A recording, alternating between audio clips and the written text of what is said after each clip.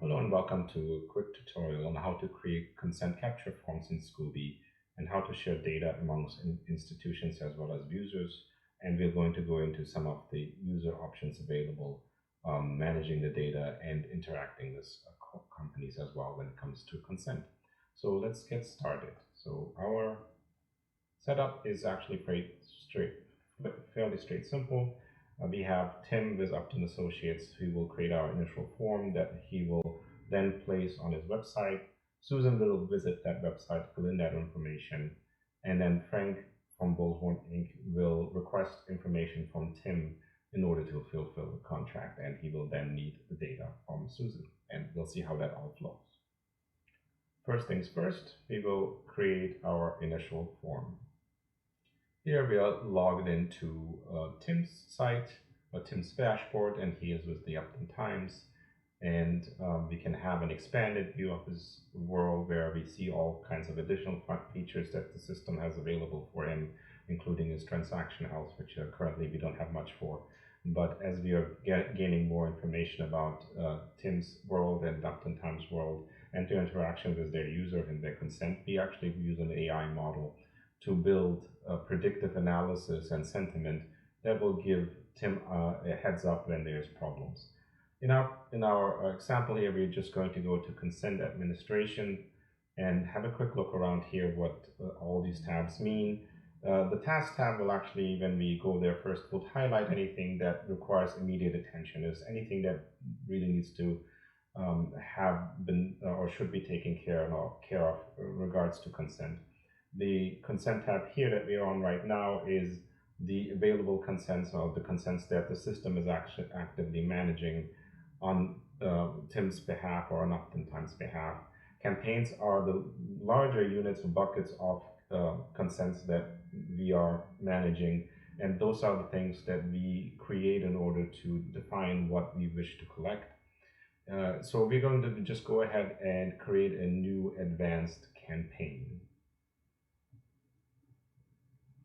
So in our case, it's going to be provide news service, and the URL is optional, but in our case, we're just going to say cafe.scoobee, which is a site. The question of what are we collecting? Are we collecting consent only in where we just need the permission to do something? We already have the data for some from some other channel, or are we looking for consent and data? Are we doing both at the same time? XcooBee has the ability to separate those two and treat them separately and have a management tool for both of them.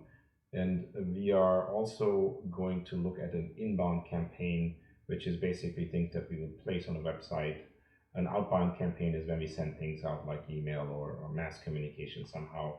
With many areas of XcooBee, you would also notice a language box that will allow you to specify your inputs in many different languages. We're going to stick with English here and provide some description. Here we go. I entered something for us to use. We're going to move on to the next step, which is defining our form. The defining form has many different elements because Tim is a business user. He can actually create sections so he can repeat information that he needs, organize them in a neat way. We're just going to use a very simple way. So we're just going to drag and drop our basic information like first name, last name, and in our case, we will need 2 email addresses so we can contact them in any way that we need to, maybe a phone number as well. So we have quite a bit of information that we wish to collect. How long do we want to keep the consent alive? 1 year is fine.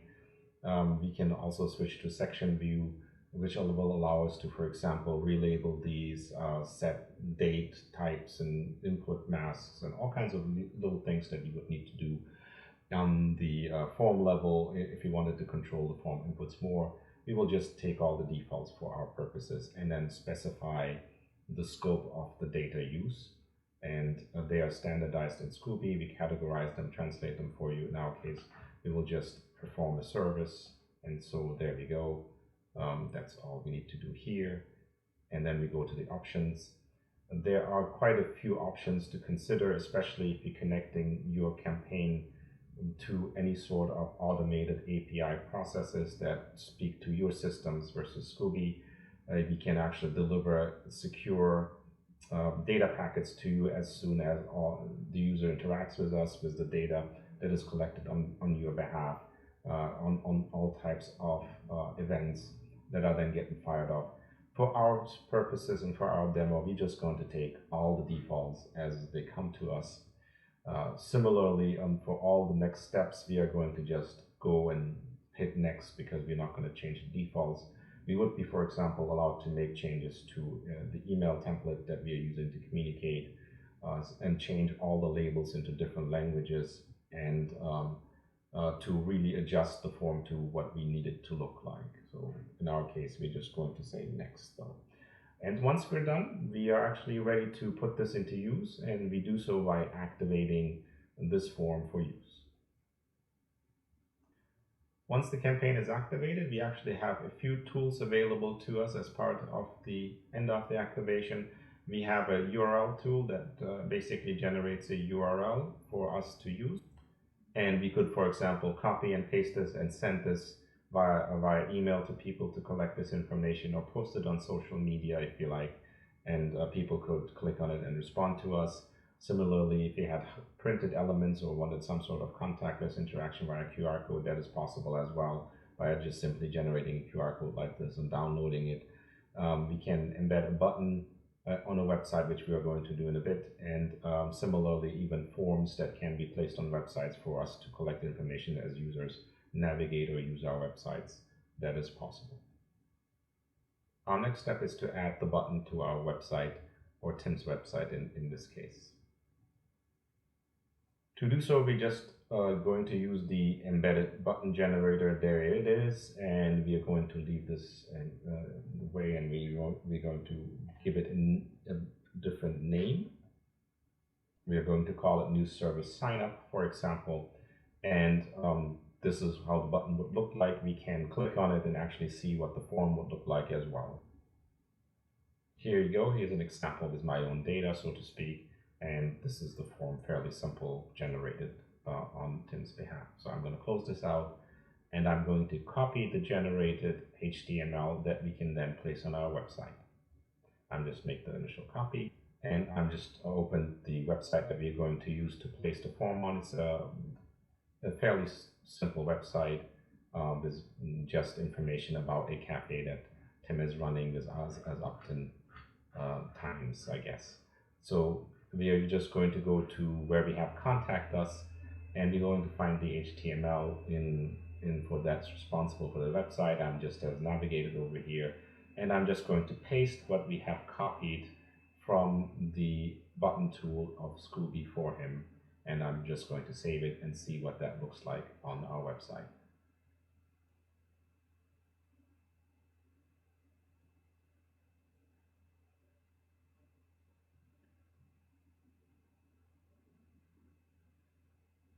There we go. This is really the refreshed website that we have. Here's the new service sign up that we can use when users browse to it. It should have been maybe placed under here a little better, but I think it shows you where things can go. And so let's switch views one more time. Here I am logged in as Susan. Susan is just a free user. She is browsing Tim's website, and as part of it, she encounters this new service sign up, and she's going to click on it and fill it out for Tim. Here's all of her information filled in. I'm going to allow XcooBee to reuse it for me safely, just in case I have to fill in other forms, and I'm going to hit accept. That's all I need to do as a user, just browse the website, fill in the form, and basically close it up. But since I've used a XcooBee form, when I switch to my UI as a free user like Susan and look at the consents that I have active, I can actually see all the consents that I've interacted with, make appropriate changes. Here's my Upton Times again, provide new service, and have insight into when and where I've given consent. I can make changes at any time. I can look at my history of when and where things were approved. So it's fairly easy for end users to see where the data has went, and create interaction models when there's trouble as well, and resolve them hopefully in a positive way for everybody, by communicating effectively between the data subject and the data users, here in our case, the company, the Upton Times people, and Tim in particular. Now, we are going to look at an interesting use case here where we are going to contract as Upton Times, Tim, and his company are going to contact Frank to repair machines, and the machines are at the households of people. And rather than recollecting all the information from somebody, they will allow XcooBee to manage the consent and make the ask on their behalf. Here is our view for Frank, his Bullhorn Associates. He is going to go ahead and do the same thing that Tim has done initially.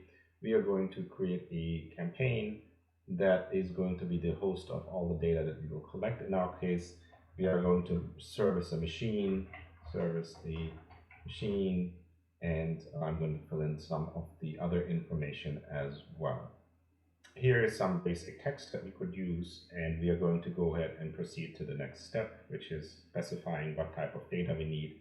We really need, in our case, just the first name and the last name, and a simple email. As you see, this actually is a slightly different set of data than what we initially collected, but that is perfectly fine. As you see, the system will make the adjustment as necessary in terms of the data that's missing or available, and the ask itself, and manage the differences. So we're just going to go ahead and hit next. We are going to specify perform a service again. Here we're going to leave things the same way as we have left with Tim, just accept the defaults.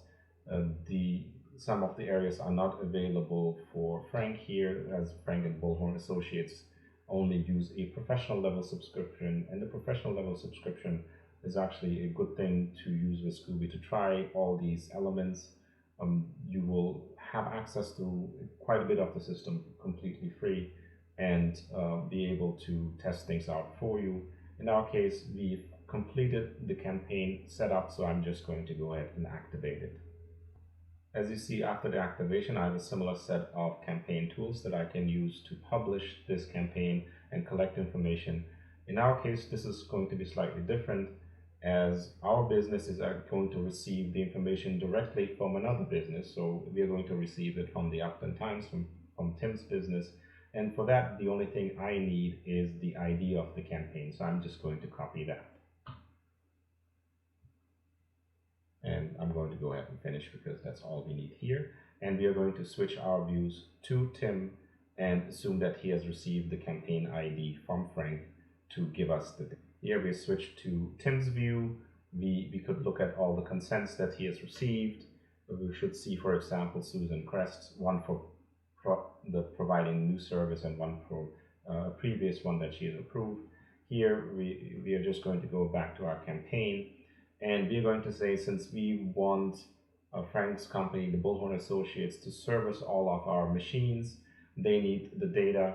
So we are going to do a share. So we're going to share consent and data with another campaign, and we are going to provide the campaign ID that I just copied, and we are going to go ahead and process the sharing request on behalf of the Upton Times.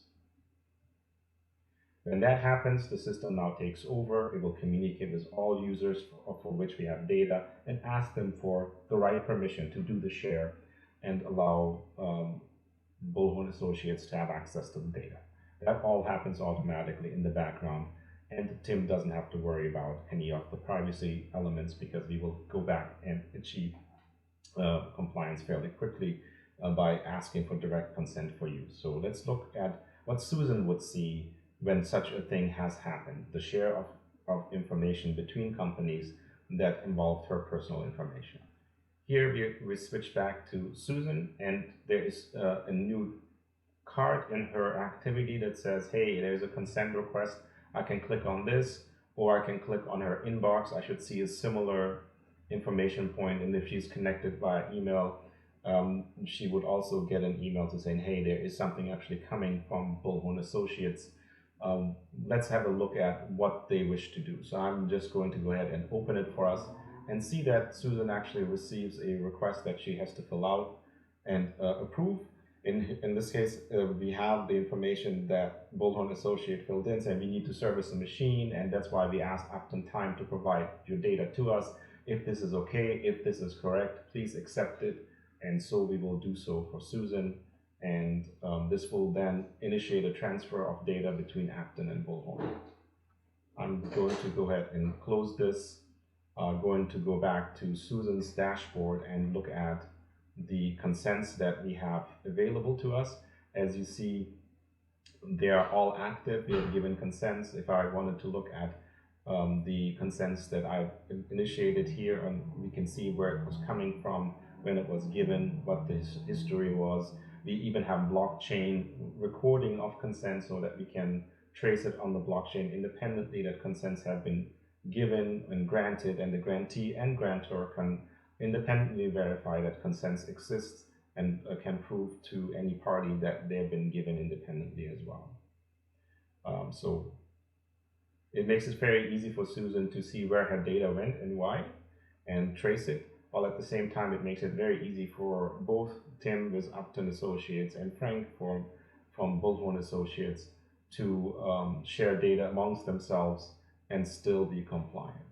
So these are the scenarios we covered. Obviously, other things that are possible for you could have a marketing organization that gathers the consent for you initially and transfers it to you and is able to go to market in a way that is compliant as well. We have quite a bit of other tooling inside our system, including supporting inquiries. We have a communication and notification system that the user like Susan, we could have gone into that area. If she had any questions about a given consent, she could have communicated with either Tim or Frank and asked for the confirmation or clarification. In summary, really, it is super simple to use XcooBee consent forms. You just walk through the wizard, a few steps, you have a consent form that you can use. The data will then be available in XcooBee and in other places if you have integrated into XcooBee via the APIs. For questions or comments, please reach out to our support team. You can create a professional account fairly simply without even providing a credit card and be able to try this out yourself in no time. Thank you, and please visit us online.